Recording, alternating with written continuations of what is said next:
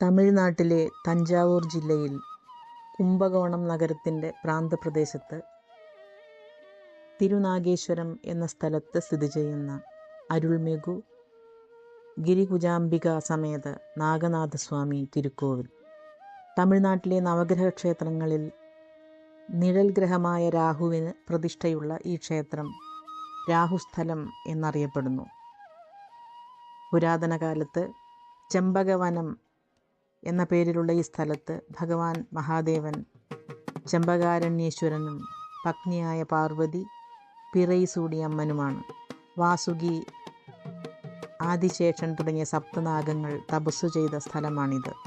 പാലാഴി മഥന സമയത്ത് മോഹിനി രൂപം പൂണ്ട മഹാവിഷ്ണുവിൽ നിന്നും ദേവവേഷത്തിൽ വന്ന് അമൃത് ഭുജിച്ച സർവഭാനു എന്ന അസുരനെ സുദർശന ചക്രം കൊണ്ട് കണ്ഠച്ഛേദം ചെയ്തപ്പോൾ ശിരസ്സു പതിച്ചത് ഇവിടെയാണത്രേ.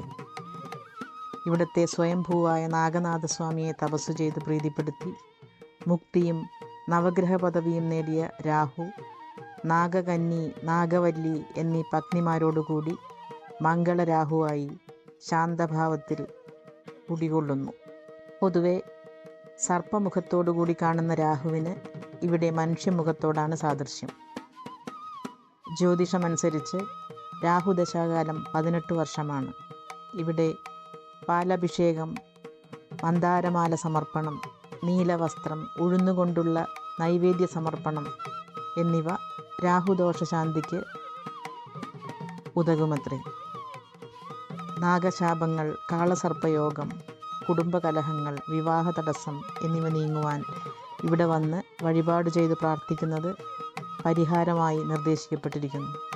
ഇവിടുത്തെ നാഗനാഥരായ ശിവഭഗവാനെ തിരുനാവക്കരശർ, തിരുജ്ഞാന സമ്പന്തർ, സുന്ദരർ തുടങ്ങിയ നായനാർമാർ തങ്ങളുടെ തേവാരം പാടലുകളിൽ പ്രകീർത്തിക്കുന്നുണ്ട്.